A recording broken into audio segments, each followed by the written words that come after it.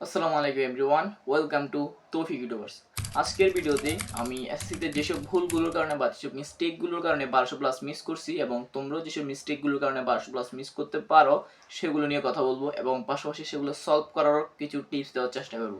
আমি 1200 প্লাস না পাওয়ার পিছনে আমার 4টা মেইন রিজন ফাইন্ড আউট করছি এবং তার প্রথম রিজনটাই হচ্ছে টেস্ট পেপার প্রপারলি বা বেশি বেশি করে সলভ না করা। আমাদের সময় আমাদের মেন্টর আমাদেরকে টেস্ট পেপার দাগাই দিয়েছিলেন যাতে আমরা বেশি বেশি করে সলভ করতে পারি, বেশি বেশি প্র্যাকটিস করতে পারি এবং যত বেশি প্র্যাকটিস করবো নিশ্চয়ই আমার তত বেশি কনফিডেন্স বাড়বে, আমি প্রশ্ন সলভ করার ক্ষমতাও বেশি হবে। কিন্তু আমি যে ভুলটা করছিলাম সেটা হচ্ছে যে কি আমার মেন্টর আমাদের বলছিল অন্তত কমপক্ষে 3 থেকে 4 বার করে প্র্যাকটিস করা এবং আমি প্র্যাকটিস করছিলাম 2বার করে বেশিরভাগগুলো এবং কিছু 3 থেকে 4বার প্র্যাকটিস করছিলাম, সেগুলোতে আমার রেজাল্ট খুবই ভালো হয়েছে।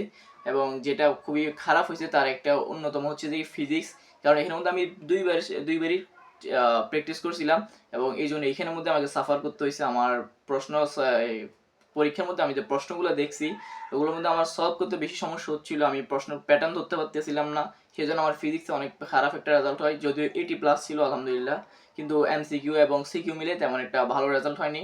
আর 2 নাম্বার যে প্রবলেমটা ছিল সেটা হচ্ছে এমসিকিউ প্রপারলি সলভ না করা এবং বেশি বেশি করে সলভ না করা, কারণ আমি এমসিকিউগুলো খুবই কম সলভ করছি, এই জন্য আমার এমসিকিউর প্যাটার্নটাও ধরতে পারছি কম।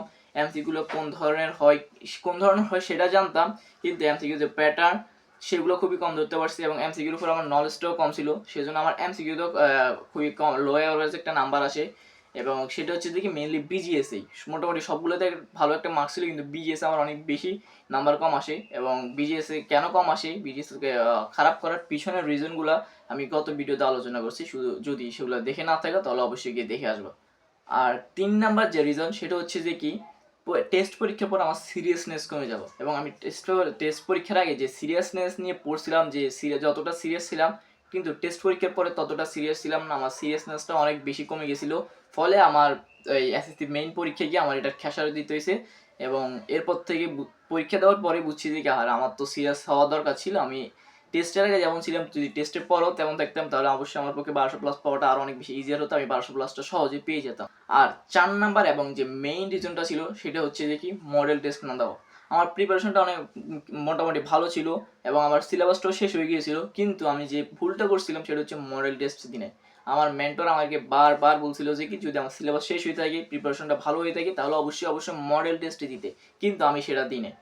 এই জন্য আমার কি কি এসএসসি পরীক্ষা গিয়ে এটার খেসারত দিত, আমি এটার জন্য ভুগছি যে আমি, কারণ আমার হচ্ছে যে কি আমি যখন মডেল টেস্টটা দিই না, আমার উইকনেসগুলো আমি ফাইন্ড আউট করতে পারিনি, আমার উইকনেসগুলো নিয়ে কাজ করতে পারি নাই, এবং আমি যদি উইকনেসগুলো ফাইন্ড আউট করতাম সেগুলো নিয়ে কাজ করতাম তাহলে অবশ্যই আমার কনফিডেন্সটা অনেক অনেক বেশি বেড়ে যেত। এখন যেহেতু আমি মডেল টেস্ট দিই না, আমার উইকনেসগুলো বাইর করতে পারি না, আমার কনফিডেন্সটাও তেমন একটা ছিল না। আর আমি যে এখন যে রেজাল্টটা করছি সেটার পিছনে একটা অন্যতম ভালো, আর এখন যে রেজাল্টটাও করছি সেটার পিছনে একটা খুবই ইফেক্টিভ একটা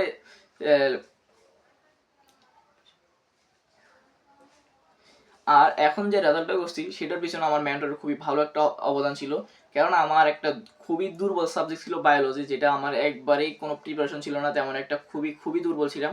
সেখানের মধ্যে আমার মেন্টর আমাকে হেল্প করছে একটা টপিক ওয়াইজ সাজেশন দিয়ে, কারণ আমি যে চ্যাপ্টারগুলো ভালোভাবে পারতাম সেগুলো পড়তাম, পাশাপাশি যেগুলো পারতাম না বা কষ্ট লাগতো পড়তে চাইতাম না সেগুলো হচ্ছে দেখি টপিক ওয়াইজ করে পড়ে যেতাম, যেগুলো হচ্ছে যে কি আমার যে পুরো চ্যাপ্টারটা না পড়লো মেইন মেইন টপিক যেগুলো থেকে কোয়েশ্চেন আসতে পারে বা কোয়েশ্চেন আসে বিগত বছরগুলোতেও আসছে সেগুলো সম্পর্কে আমার ধারণা ছিল, সেই জন্য এবং এটা প্রায় প্রত্যেক বিষয়ে করছি যে যেগুলো পড়তাম সেগুলো খুবই ভালোভাবে পড়তাম আর যেগুলো পড়তাম না সেগুলো শুধু টপিক ওয়াইজ পড়ে যেতাম। এবং এটা করতে আমাকে অনেক বেশি হেল্প করছে আমার মেন্টর, কারণ আমার মেন্টরে আমাদেরকে টপিক ওয়াইজ সাজেশনগুলো দাগাই দিয়েছিল। এখন কথা বলবো তোমরাও যেসব কারণে আমার মতো 1200 প্লাস মিস করতে পারো এবং আমার মিস্টেকগুলো তোমরা কীভাবে সলভ করবা। প্রথমে হচ্ছে যে তোমাদেরকে এটা বিশ্বাস করতে হবে যে তুমি 1200 প্লাস পাবা এবং এটা নিয়ে তোমার ক্ল্যারিটি থাকতে হবে, তোমার একটা ক্লিয়ার ধারণা থাকতে হবে যে তুমি কোন সাবজেক্টে কত নাম্বার পাইতে চাও, কিভাবে পাইতে চাও। এটার জন্য তোমরা একটা কাজ করতে পারো, সেটা হচ্ছে একটা ছক বানাইতে পারো যেখানের মধ্যে তোমরা লিখবা যে তুমি কোন সাবজেক্টে কত নাম্বার পাইতে চাও, কারণ আমাদেরকে যদি 1200 প্লাস পাইতে হয় তাহলে আমাদের সব সাবজেক্টই অ্যাভারেজে 90+ করে থাকতে হবে। তাই তোমরা এখন থেকে একটা ছক বানাও যে আমি ফিজিক্সে এত পাইতে চাই, কেমিস্ট্রিতে এত পাইতে চাই, বায়োলজিতে এত পাইতে চাই, সেটা নিয়ে একটা রিয়েল ছক বানাও এবং তোমার প্রিপারেশন অনুযায়ী, তোমার প্রিপারেশন যে সাবজেক্টে ভালো অবশ্যই ওই সাবজেক্টের নাম্বারটা বেশি থাকবে এবং যে সাবজেক্টে একটু কম প্রিপারেশন নিচ্ছ সেটাতে নাম্বারটাও একটু কম থাকবে। তাই তোমরা একটা এখন থেকে একটা ছক বানাও এবং একটা ক্লিয়ার গোল সেট করো যে আমি এইভাবে এই সাবজেক্টে এত নাম্বার পাতে চাই এবং এইভাবে আমি 1200 প্লাস পাইতে চাই। দেন তোমাদের যে বিষয়টা খেয়াল রাখতে হবে সেটা হচ্ছে যে তোমাদেরকে কোনো জায়গায় বিন্দু পরিমাণ ছাড় দেওয়া যাবে না, যেহেতু তোমরা 1200+ পাইতে চাও। তোমাদেরকে সিকিউর জন্য যেমন বেটার প্রিপারেশন নিতে হবে বা বেস্ট প্রিপারেশনটা নিতে হবে, এবং এমসিকিউর জন্য বেস্ট প্রিপারেশনটা নিতে হবে। এখন আমি যে ভুলটা করছি সেটা হচ্ছে আমি সিকিউর জন্য বেস্ট প্রিপারেশন নিয়েছি, কারণ আমার কাছে মেন্টর ছিল, তিনি আমাকে সিকিউর রাইটিং টিপসও দেখাই দিয়েছিলেন, যে কারণে আমার সিকিউর লিখতেও খুব বেশি সুবিধা ছিল। এবং আমি সবগুলো একটা মজার বিষয় হচ্ছে যে আমি সবগুলো সাবজেক্টের পরীক্ষার সময় আমি সবগুলো সিকিউর একদম পারফেক্ট টাইমে লিখতে পারছি। এবং যেখানের মধ্যে আমি ম্যাথ প্রায় সময় 100-তে 100 অ্যান্সার করতে পারতাম না, সেখানের মধ্যে আমি ওই দিনই মানে আমার এসএসসি পরীক্ষার সময় 100-তে 100 অ্যান্সার করতে পারছি, এবং সেটা প্রায় 3 থেকে 4 মিনিট আগে আমার শেষ হয়ে গেছিলো। কিন্তু আমার যে ভুলটা ছিল সেটা হচ্ছে যে এমসিকিউতে বেস্ট প্রিপারেশন নিই, বেটার প্রিপারেশন নিয়েছি বাট বেস্ট প্রিপারেশনটা নিই নাই। এখন আমি বলবো তোমরা যদি 1200+ পেতে চাও তাহলে অবশ্যই সিকিউ এবং এমসিকিউ দুইটাতে বেস্ট প্রিপারেশন নিতে হবে। এবং তারপর তোমাদের যে বিষয়টা খেয়াল করতে হবে সেটা হচ্ছে যে টেস্ট পেপারটাকে বেশি বেশি সলভ করা। এখন আমরা যদি টেস্ট পেপারে সবগুলো কোশ্চেন সলভ করতে যাই, আমাদের প্রায় টেস্ট পেপারে অনেকগুলো কোশ্চেন থাকে, সবগুলো কোশ্চেন সলভ করতে গেলে আমরা একবার বেশি পারবো না, এবং অথবা একবারও প্রপারলি সলভ করতে পারবো না। সেই জন্য আমাদের করতে হবে কি দাগানো টেস্ট পেপার সলভ করতে হবে, যেটা আমাদেরকে গত বছর আমাদের মেন্টর আমাদেরকে দাগাই দিয়েছিল, ফলে আমাদের তেমন একটা কষ্ট করতে হয়নি। এবং তার এই সার্ভিসটা বোধ হয় এই বছরও রয়েছে, চাইলে তোমরা ওনার মেসেঞ্জারে নক দিয়ে দেখে নিতে পারো। সায়েন্স বেকারি নামের পেজ আছে, সেখানে মেসেঞ্জারে নক দিয়ে দেখে নিতে পারো যে ওনাদের এখন কোন কোন সার্ভিসগুলো আছে, দাগানো টেস্ট পেপারটা আছে কিনা। যদি থাকে তাহলে আমি বলবো তোমাদের এটা অবশ্যই নেওয়া উচিত, কারণ এটা নিলে তুমি আর তোমার টেস্ট পেপারটা খুব ভালোভাবে সলভ করতে পারবা, বেশি বেশি প্র্যাকটিস করতে পারবা, তোমার ক্ল্যারিটি থাকবে যে কোন কোশ্চেনগুলো বেশি আসে। দাগানো টেস্ট পেপার থাকলে আমাদের 3টা মেইন সুবিধা হচ্ছে যে কি আমাদের নাম্বার 1 ক্ল্যারিটি থাকে, আমরা বেশি বেশি প্র্যাকটিস করতে পারি, এবং আমাদের কোশ্চেন সলভ করার ক্ষমতাটা অনেক বেশি বেড়ে যায়, এবং এটা আমাদের পার্ট অফ প্রিভিশনের একটা অংশ হয়ে যায়। কারণ যখন আমরা বেশি সলভ করবো তখন আমাদের পরীক্ষার আগের দিন কোশ্চেনগুলো সলভ করা আমাদের জন্য অনেক বেশি ইজিয়ার হয়ে যায়। আমরা বুঝবো যে কোনগুলো আমাদের জন্য বেশি বেশি ইম্পর্টেন্ট, কোনগুলো আমরা বেশি বেশি সলভ করবো। নেক্সট তোমরা যে কাজটা করতে পারো সেটা হচ্ছে কি মডেল টেস্ট দেওয়া। যদি তোমাদের সিলেবাসটা শেষ হয়ে থাকে, যদি প্রিপারেশনটা ভালো হয়ে থাকে, তাহলে অবশ্যই আমি বলবো তোমাদের মডেল টেস্টটা দেওয়া উচিত। কেননা মডেল টেস্ট দেওয়ার মাধ্যমে তুমি তোমার উইকনেসগুলো ফাইন্ড আউট করতে পারবা, উইকনেসগুলো নিয়ে কাজ করতে পারবা, ফলে তোমার কনফিডেন্স অনেক বেশি বেড়ে যাবে, এবং তুমি পরীক্ষার হলে অনেক ভালো একটা কনফিডেন্স নিয়ে একটা ভালো প্রিপারেশন নিয়ে ঢুকতে পারবা, ফলে তোমার এক্সামটাও ভালো হওয়ার সম্ভাবনা অনেক বেশি। এখন তোমরা অনেকেই কথাটা বলতে পারছো কি ভাই আমাদের তো সিলেবাস শেষ হয় নাই, তাহলে আমরা কিভাবে মডেল টেস্ট দিব, কিভাবে প্রিপারেশন নিব, বা আমাদের পড়া এখনো শেষ হয় নাই, বা আপনি যেগুলো বলছেন সেগুলোর একটা আমরা ফলো করতে পারতেছি না। তাহলে আমি বলবো তোমরা টু ডু লিস্ট বানাও। টু ডু লিস্ট বানালে কি হবে, তোমাদের কাজগুলো প্রায়োরিটাইজ হবে, এবং যেটা বেশি প্রায়োরিটি হতে পারে সেটা অবশ্যই আগে করবা। যদি সিলেবাস শেষ নাই থাকে সেখান থেকে ইম্পর্টেন্ট টপিকগুলো আগে শেষ করবা, বাকিগুলো টপিক ওয়াইজ করবা।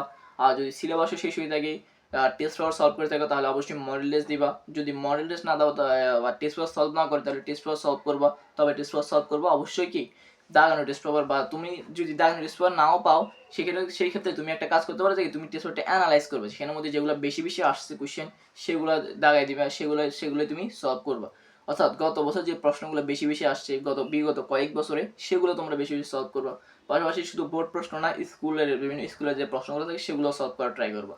অ্যান্ড লাস্ট যে বিষয়টা খেয়াল রাখতে হবে সেটা হচ্ছে লেখার প্যাটার্ন। কেননা আমাদের এক্সাম পেপার যিনি কাটবেন তিনি আমাদের লেখার প্যাটার্নটা দেখবেন, তিনি দেখবেন আমরা কতটুকু পড়ছি, কীভাবে পড়ছি, কী পড়ছি, তিনি দেখবেন আমরা কী লিখছি। সেজন্য আমাদেরকে যেটা ঠিক রাখতে হবে সেটা হচ্ছে লেখার প্যাটার্ন ঠিক রাখতে হবে। এবং এই লেখার প্যাটার্ন ঠিক রাখার জন্য তোমরা অবশ্যই আমার মেন্টর অর্থাৎ সায়েন্স বেকারি ইউটিউব চ্যানেলে কিছু ভিডিও দেওয়া আছে যে রাইটিং টিপস, কীভাবে আমরা এই বিষয়ে বাংলা কীভাবে লিখবো, ইংলিশে কীভাবে লিখবো, এবং ম্যাথ কীভাবে লিখবে, অনেক ভিডিও আছে সেখানে, সেগুলো দেখে নিতে পারো, এবং সেগুলো অবশ্যই তোমাদেরকে হেল্প করবে।